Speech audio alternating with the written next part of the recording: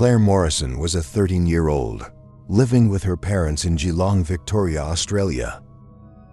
Clare was a typical rebellious teenage girl who had recently started socializing with street kids and started smoking cigarettes. However, she did have plenty of school friends as well. On December 18, 1992, Clare and her friend visited Geelong Mall. Clare told her friend that she was going to take the bus home and get some money for Christmas shopping. This will be the last time she was seen alive. Some witnesses saw her walking down Little Mile of Street Mall towards Myrtle Street, where she was supposed to meet a friend at a McDonald's food outlet. The witnesses claimed that she appeared to be drunk. When she did not arrive home, her family reported her missing. The next day, on December 19, 1992, her near-naked body was found near Bells Beach. By a surfer, her body was found battered, strangled, and thrown into the sea. Her body was also attacked and bitten by sharks, making it difficult for the coroner to determine the cause of death. The only lead the police were able to find was from an 18-year-old named Shane McLaren. He claimed to have seen Clare getting into a blue hole in Commodore with two men. Police spent the next few months searching for this car. However, several months passed, and police discovered that the report was false, and Shane confessed it was all a lie. Police arrested him for perjury. Shane McLaren was a self-confessed ice addict and remains the only suspect in her murder. Shane said that he was a friend of Clare and had been socializing with her at the time she went missing, but maintains that he had nothing to do with her mother. He said he made the false report because he wanted to get in trouble. After this lead was found, Clare's brother said the police lost interest in the case and the case went cold. There have been no updates in the case since, and there's a $50,000 reward for any information regarding her murder.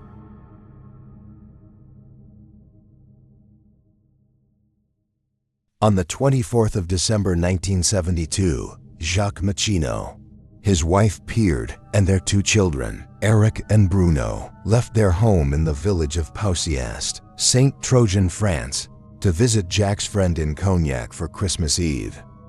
Jack and his friend worked together at the same Gobain glass plant in Chateau Bernard, and both families knew each other very well. The evening went well, and everyone ate dinner and played games late into the night around 2 a.m. The mission of family took their leave and got into their maroon-colored Simca 11 to drive to the house. The distance between their houses was only 3 kilometers, and it would have taken no more than 10 minutes for mission of family to reach back at their house. However, they will never arrive back at their home. They seemingly vanished into thin air a week later. After not hearing from the family, Jack's parents reported them missing. The police ended the mission at home and found children's Christmas presents still wrapped under the Christmas tree. In the refrigerator, they found turkey and oysters that had gone bad. All of their belongings were left at the house, including the checkbook, which was left at the coffee table, suggesting the family never returned to their home. A massive search was carried out by the police. On the night the family disappeared, visibility was low, as a thick fog had settled over the town. Given the weather conditions, police believed the car could have swerved and fallen into the water. Every nearby river and pond was searched extensively by divers. Helicopter search to the surrounding area for any sign of the vehicle, or tow trucks, while volunteers and police searched extensively on foot, but not real soon after the search was over. A rumor started to circulate that Jack's wife, Pierre, was involved with another man and was thinking of divorcing Jack. Jack's brother confirmed that his brother had told him, and a calligraphies about the affair. However, there is no evidence to suggest that this had anything to do with their disappearance. Jack's friend in Cognac said the family seemed happy, and nothing seemed to be out of the ordinary about their behavior on the Christmas Eve. The Mechinaud family had also went shopping together the day before in 2011. Sharon Travall was searched with the help of sauna and subsequently dredged 4 km. Large-scale excavations were also carried out in Cognac and surrounding area, but no trace of the family was ever found. In 2001 too, human bones of an adult and a child were found at the edge of Casalacwood, near Metha 20 kilometers from Bouties. But a DNA test revealed the bones did not belong to Mechinaud. There have been no updates in the case since, and it remains open and unsolved.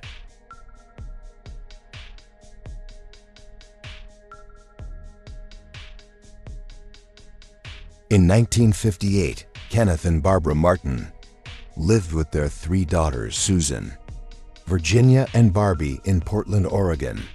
Their 28-year-old son, Donald, was stationed in New York with the Navy. On December 7, 1958, Kenneth and Barbara climbed into their red Ford station wagon with their 3 daughters and headed to Columbia Gorge to find a Christmas tree. They left around 1 p.m., and people who knew the family said that Kenneth did not like to drive in the dark, so it was suspicious that he left. That led into the cold winter day. The family would never return back to their home. On December 9th, Kenneth failed to turn up at his job at Heckle's Electric Home Service Company. The family was then reported missing by Kenneth's boss. The police checked the Martins' home and found everything in the house was left undisturbed. A load of laundry was in the washing machine. Dishes were left draining in the drying rack, and Kenneth's Santa Claus suit from a Christmas party the previous night was laid out. During their initial investigation, a gas station worker reported seeing the family stop at his gas station to produce 5 gallons of gasoline. The gas station was situated in Cascade Locks, 40 miles east of Portland. 2 weeks later, a credit card bill arrived at the Martin family's home, confirming the sighting shortly after the sighting. A waitress named Clara, the Paradise Snack Bar in Hood River, reported serving the family at around 5 p.m., and the waiter said after finishing their meal, the family headed towards the Dales. Several motorists reported seeing the family along the north bank of Columbia River in Washington State in February 1959. A Sergio discovered tire tracks leading off a cliff in the Dales. The police determined the tracks were same as the Martin family's car. Paint chips were also found at the scene and subsequently analyzed by the police. It was determined the paint matched out of Martin's family car model. The river was searched with the helper sonar, but no trace of the vehicle was found. 3 months later, on May 1st, 1959, a river drilling rig close to where the tire tracks were found hooked something heavy on its ankle. However, before the object could be pulled out and inspected, it dislodged from the anchor. The next day, a fisherman and his wife rebooting what they believed to be 2 bodies floating in the river near Cascade Locks. On May 3rd, the police found Susan's body on the north bank of Columbia River near Camas, Washington. The next day, Virginia's body would be found near Bonneville Dam. An autopsy of both girls was performed at the Multnomah. County 1 technician reported seeing what he believed to be bullet holes in their heads. However, according to medical examiner's report, no such injuries were found, and the cause of death was determined to be drowning. Autopsies found both girls had eaten hamburgers and fries, and since the waitress at the Paradise Snack Bar had seen the family around 5 p.m., the cause of death was determined to be between 6 and 7 p.m.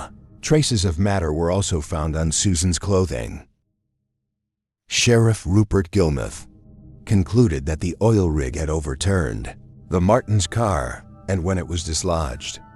It opened one of the doors of the car, allowing Susan and Virginia's body to escape to the surface. Searches were again carried out in the river with the help of sonar and divers, in the hopes of finding the car and the other family members, but to no avail. Bodies of Kenneth, Barbara and Barbara were never found. While police believed the Martins' vehicle accidentally drove off the cliff, others suspected foul play. On December 9th, the day the Martin family was reported missing, the police found a stolen white Chevrolet in Cascade Locks. The vehicle was registered in Venice, Los Angeles, California. The following day, Roy Lyde and another unnamed man were arrested in connection with the stolen vehicle. Both men had been arrested before and served the time for unrelated crimes. It was later found out both men had been at the Paradise Snack Bar at the same day and at the same time as Martin family. The waitress also reported the two men had left around the same time as the Martin family. However, this lead wasn't investigated further by the police. A few days later, a .38 Colt Commander handgun was found, not far from where the stolen Chevrolet was found. The gun had dried blood on it and seemed to have been used to hit someone with it. The gun's serial number was traced to Myron Frank department store. It was later found the gun was among several stolen items that Kenneth's son Donald was accused of stealing when he was working at the Myron Frank department store. Donald reportedly had strange relationship with his family. Suspiciously, Donald never participated in any of the searches carried out for his family and stayed in New York on December 28, 1958. A woman's glove was found close to where the stolen Chevrolet was found. A family friend said the gloves looked exactly like the one Barbara used to wear. However, it was never confirmed if the gloves actually belonged to her. Donald was considered a suspect in his family's disappearance, but there was never enough evidence to implicate him. The Mechinaud believe foul play is involved in the family's disappearance. No further searches were conducted, and the bodies of Kenneth, Barbara, and Barbie have never been found.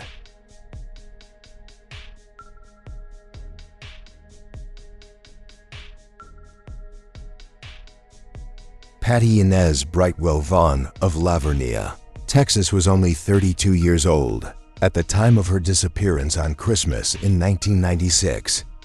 Patty was a trim and attractive mother of two sons and a daughter.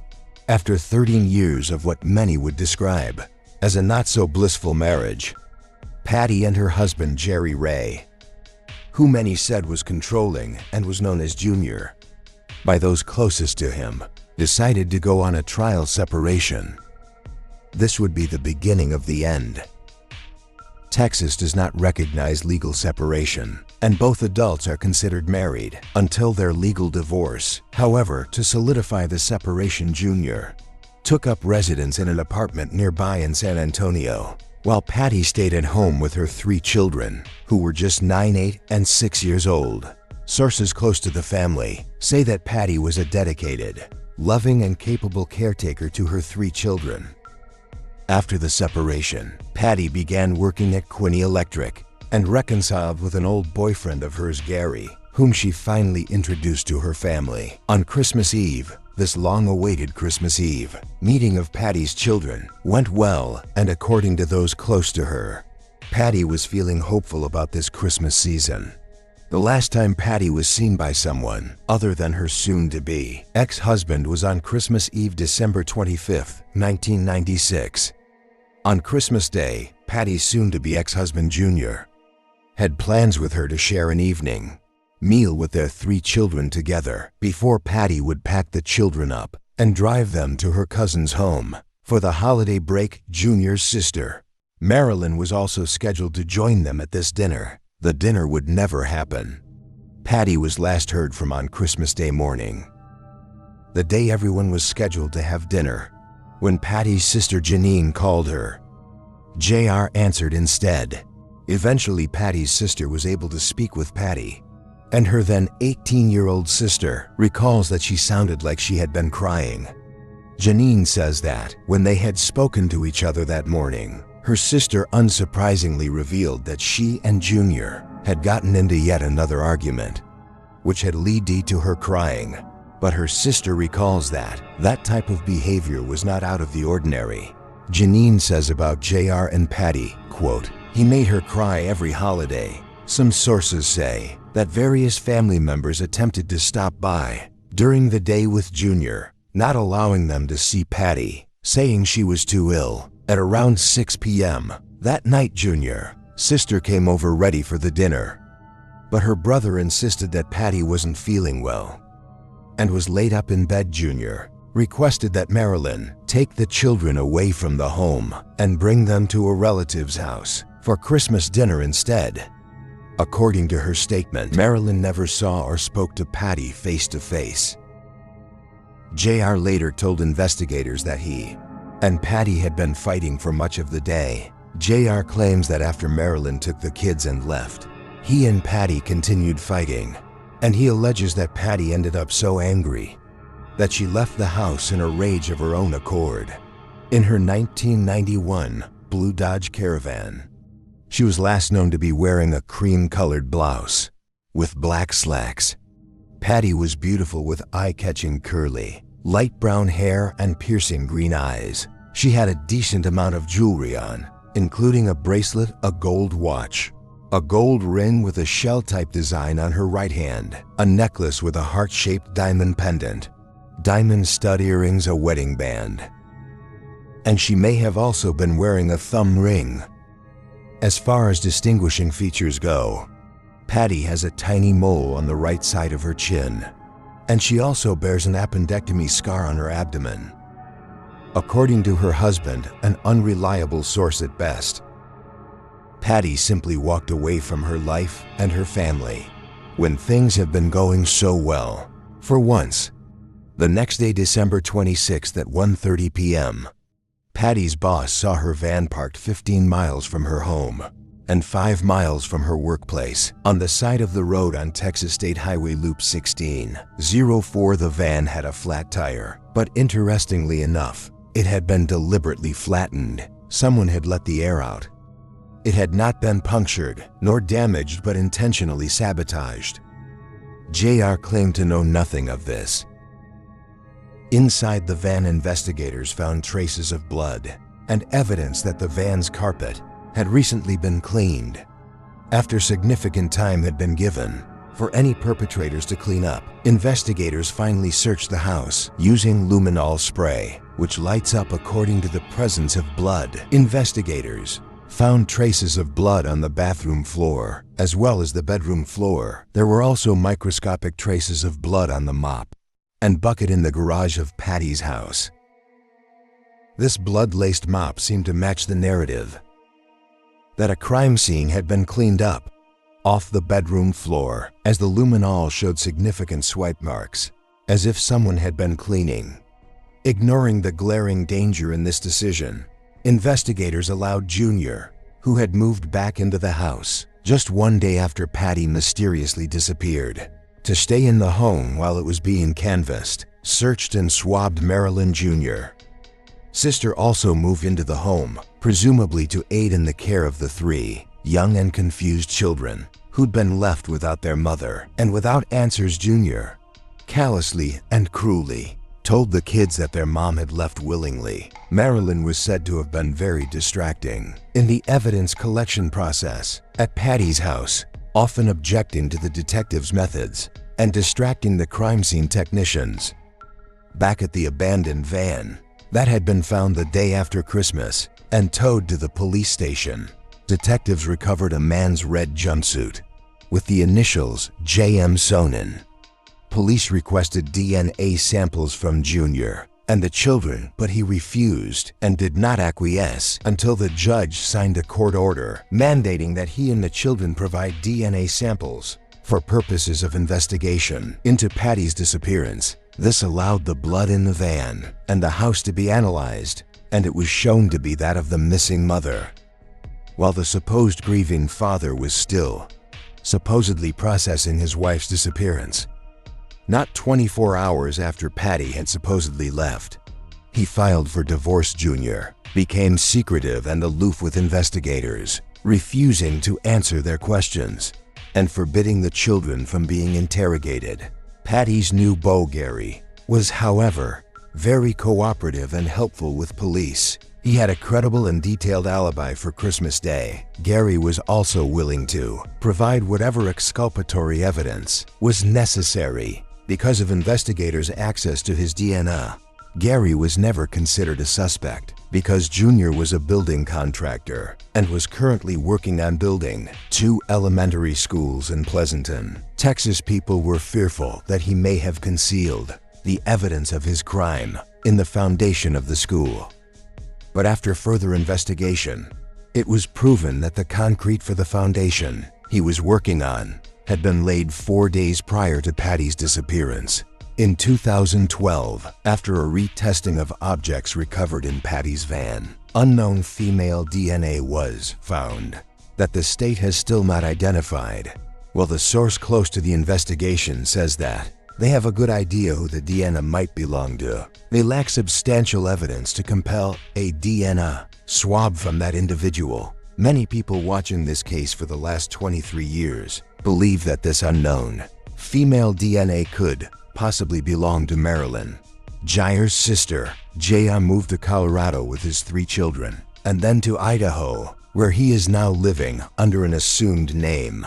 JR has not been cooperative in further investigations. In 2014, police did some digging at one of the former properties of Junior in Atkins, Wilson County, Texas, but no new leads were uncovered. Patty's mother, who has, unfortunately, been kept from her grandchildren all these years by Junior, and his family is now dying of cancer and desperately wants to see her grandchildren, or at least know the whereabouts of her daughter's body before she dies. It is believed that 3 people possibly assisted Junior in this crime, and while no further evidence has been released, police are dutifully investigating any leads and hope that anyone with information on the disappearance of Patty